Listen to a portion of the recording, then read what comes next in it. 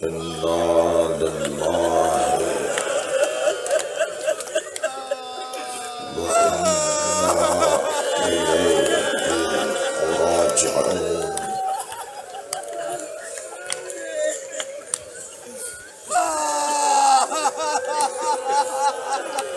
وہ جسے جبریل جھولا جھلاتا تھا،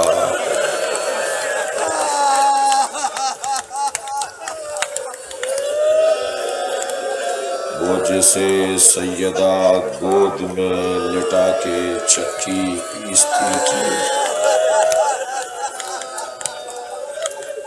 وہ جسے نبی اپنے دوش پر بٹھا کر بار بار صحابہ کرام کو متوجہ کرتے تھے، میرے اس حسین کو اچھی طرح دیکھو، جب کسی بچے کے رونے کی آواز حسین سے ملتی نظر آئی تو اس کی ماں سے کہا اسے خاموش کرواؤ، اس کی آواز میرے حسین سے ملتی ہے۔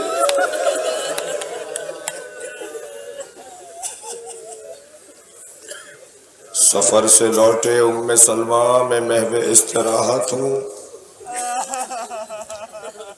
کچھ دیر میں حسین جو 3 یا 4 سال کے تھے دوڑتے ہوئے آئے، نانی میرے نانا آ گئے، کہا تمہارے نانا آرام کر رہے ہیں۔ حجرے میں جانے سے ام سلمہ نے روک دیا، کہنے لگے مجھے بھی روکا ہے،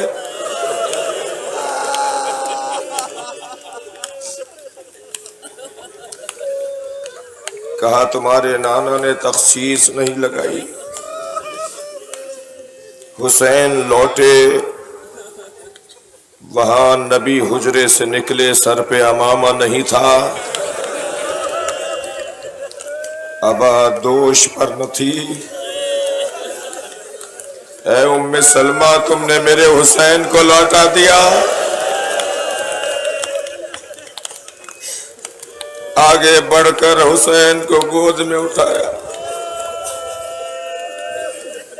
بی بی فرماتی ہیں حجرے میں لے گئے، کچھ دیر بعد نبی کے رونے کی آوازیں آنے لگیں، میں نے حجرے میں جا کے دیکھا تو نبی نے حسین کا کرتا اتارا ہوا تھا، کبھی بازوؤں کا بوسہ دے رہے تھے، کبھی گلے کا بوسہ لے رہے تھے، کبھی سینے کا بوسہ لے رہے تھے۔ فرمایا ام سلمہ مجھے جبریل نے بتایا حسین کا گلا کاٹا جائے گا، اس کے بدن پہ گھوڑے دوڑائے جائیں گے۔ وہ حسین ابن علی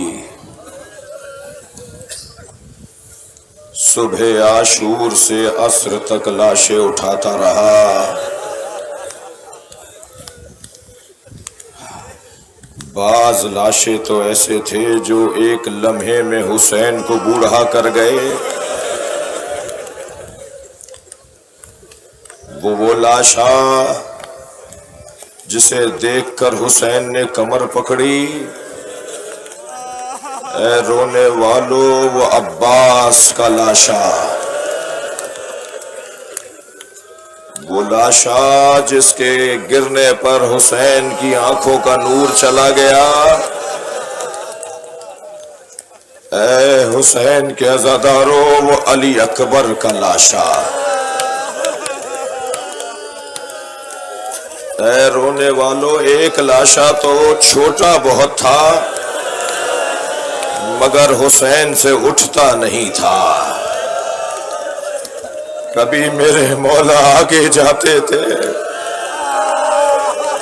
کبھی الٹے پیر واپس آتے تھے، کبھی بچے کے گلے کو دیکھتے تھے، کبھی خیمے کے در کو دیکھتے تھے۔ ماں دیکھے گی تو مر جائے گی۔ آواز قدرت آئی، داست فلا، اے حسین اس بچے کو زمین کے حوالے کر دو۔ ہم نے جنت میں دودھ پلانے کو ایک حور کا تعین کر دیا، تمہارا بچہ محسن کے ساتھ جنت میں رہے گا۔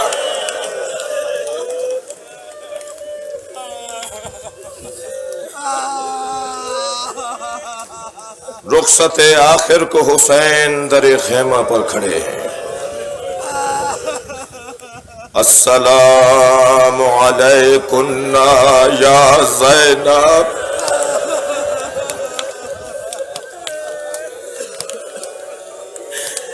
یا ام لیلی، یا ام رباب، یا جاریۃ فضہ، یا سکینہ۔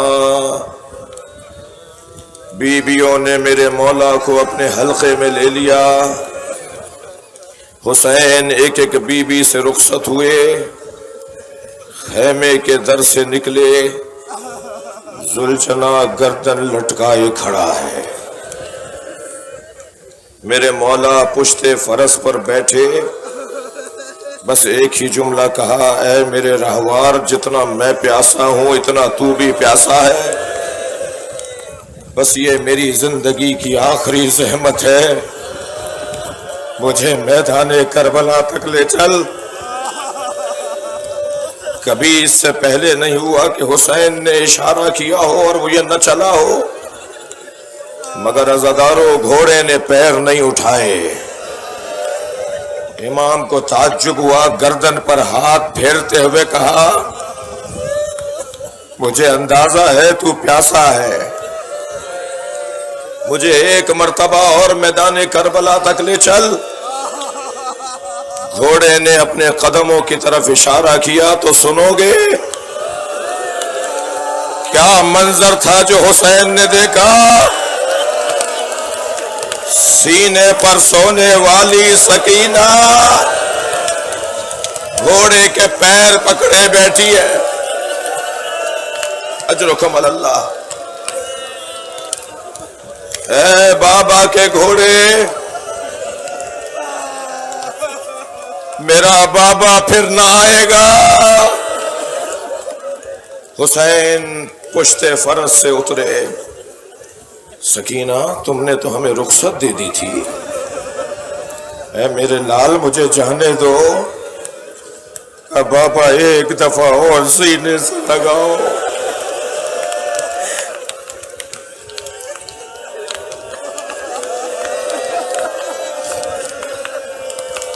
میرے مولا زمین کربلا پر سیدھے لیٹے، سکینہ کو سینے پہ لٹایا۔ بچی چونک کر اتر آئی، بابا الوداع۔ کہا سکینہ کیا ہوا میرے لال؟ کہا بابا دادی زہرا کی آواز آ رہی ہے۔ اے سکینہ، میں مقتل میں حسین کا انتظار کر رہی۔ بابا جائیے۔ اجرکم اللہ۔ حسین میدان کربلا میں میمنے کو دیکھا، میسرے کو دیکھا، قلب لشکر کو دیکھا۔ میرے مولا نے خطبہ آخر دیا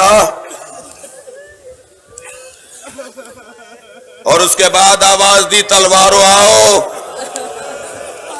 نیزو بھالا برچھیو آؤ، اگر دین مصطفیٰ میرے قتل کے علاوہ بچنے والا نہیں ہے تو مجھے ٹکڑے ٹکڑے کرو۔ یہ کہہ کر اجرکم اللہ، مجھے مصائب پڑھنے دیں، وہ بھی مولا کا ذکر کر رہا ہوں خدا کے واسطے۔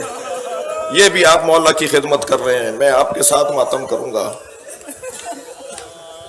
بڑی عنایت، بڑی عنایت۔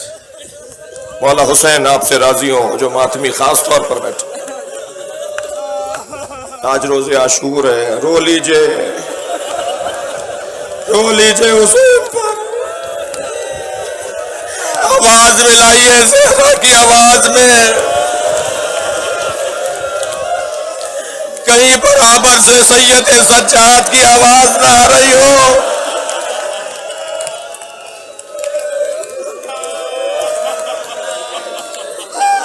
میرے مولا نے چند ہی لمحوں میں میمنہ میسرہ قلب لشکر مخلوط کر دیا، فوجیں بھاگنے لگی۔ حسین کا روب جلال اتنا تھا، ایک 6 مہینے کے سفر سے لوٹنے والا عبداللہ ابن عفیف ازدی جب کوفے میں داخل ہوا، کیا دیکھا کوفے کے بازار بند ہیں، کوئی مرد نظر نہیں آ رہا، پریشان تھا کہ کوفے والے کہاں چلے گئے۔ گھر میں داخل ہوا تو بیٹی نے بڑھ کر استقبال کیا، بابا جلدی کیجئے، دوبارہ چلے جائیے، ساتھ ہی ایک بیابان ہے جسے کرب و بلا کہتے ہیں، وہاں ایک باغی نے خروج کیا ہے، حاکم کا اعلان ہے کہ کوئی کوفے میں مرد نہ رہنے پائے جو اسے مارنے نہ جائے، بابا جلدی جائیے۔ عبداللہ کہتا ہے میں دوبارہ نکل رہا تھا، بیٹی نے رخصت کرتے ہوئے کہا بابا جنگ پر جا رہے ہیں، جنگوں میں مال غنیمت بھی ملتا ہے، اگر مال غنیمت میں یمنی پتھر مل جائے، عقیق یمنی مل جائے تو میرے لیے ضرور لے آئیے گا، میں گلے کا ہار بنانا چاہتی ہوں۔ عبداللہ کہتا ہے میں کوفے سے جب کربلا پہنچا تو عصر عاشور کا وقت تھا، میں نے کیا دیکھا، 56 سالہ بوڑھا زخمی تنہا گھوڑے پر بیٹھا ہے، ہزاروں کا لشکر اسے مارنا چاہتا ہے، اس کا جلال ایسا ہے جہاں وہ گھوڑا موڑتا ہے فوجیں بھاگتی ہوئی نظر آتی ہیں۔ میں نے ایک بھاگتے ہوئے سپاہی سے پوچھا تم اس سے ڈرتے کیوں ہو؟ کہنے لگا تمہیں نہیں پتا اس کے ایک بھائی کا نام عباس ہے۔ عبداللہ کہتا ہے مجھے سمجھ میں نہیں آیا یہ کون ہے، مجھے بس اتنا پتا تھا کہ اسے ماریں گے تو جنگ ٹھنڈی پڑے گی، میں نے اپنا گھوڑا اس کے گھوڑے کے پیچھے لگایا، ابھی چند ذرہ کے فاصلے پہ ان کے گھوڑے کے پیچھے تھا، میں نے ارادہ کر کے تلوار نکالی، انہوں نے مڑ کر مجھے دیکھا، عبداللہ قریب آؤ۔ عبداللہ کہتا ہے میرے ہاتھ پیر کانپنے لگے، یہ کون ہے جو مجھے نام سے پہچانتا ہے؟ کہا عبداللہ قریب آؤ۔ میں ڈرنے لگا تو ہاتھ سے انگوٹھی اتاری، کہا یہ یمنی عقیق ہے، اپنی بیٹی کو جا کے دینا، کہنا میں باغی نہیں ہوں، میں زہرا کا لال حسین،